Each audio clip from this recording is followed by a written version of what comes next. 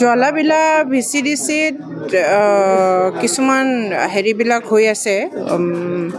আজি মই হঠাতে গম পালোঁ যে জ্বালাবিলা VCDCত VCDCৰ সদস্যসকলে এটা অনাস্থা প্ৰস্তাৱ আনিছে।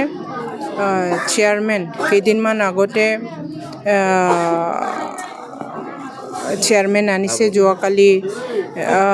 যোৱাকালি নে কেতিয়াবা চেয়াৰমেন আনিছে আৰু সদস্যসকলৰ বিনা অনুমতিত বিনা অৱগতত এখেতসকলে চেয়াৰমেন আনি পেলাই এখেতসকলে চেয়াৰমেন যোগদান কৰিছে।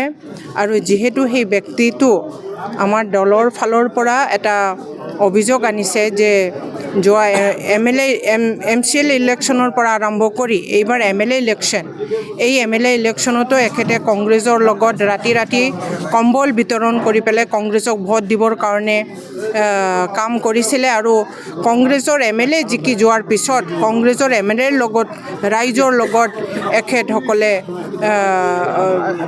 হেৰি কৰিছিলে, ৰাইজৰ লগত কংগ্ৰেছৰ হৈ কাম কৰি আছিলে।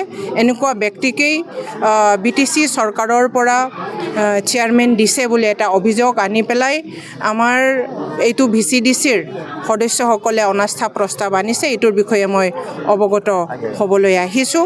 আৰু মই যিহেতু TCLCC আৰু আমাৰ দলীয় MCLA হয় পৰ্বতঝৰাৰ, মই আমাৰ VCDCৰ সদস্যসকলক মই হেৰিটো কৰিছোঁ, অৱগত কৰাইছোঁ যে যেতিয়ালৈকে এই সমস্যাবিলাক সমাধান নহয় মই নিজেই জ্বালাবিলা VCDCৰ সভাপতি অধ্যক্ষ হিচাপে মই কাম কৰিম।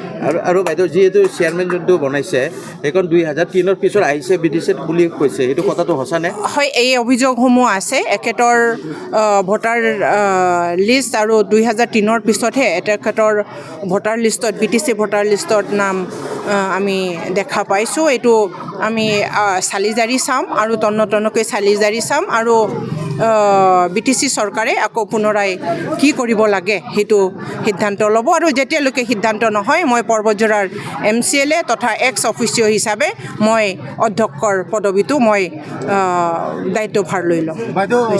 মানে BPF তো দুভাগে বিভক্ত হোৱাৰ সম্ভাৱনা আছে নেকি?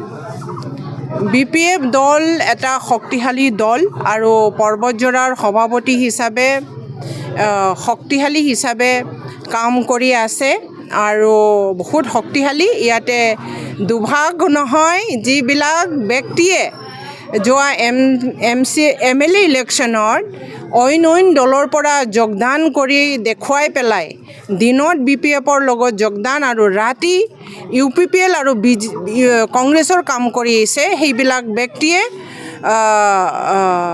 ফালৰি কাটি যাব আমাৰ দলৰ পৰা।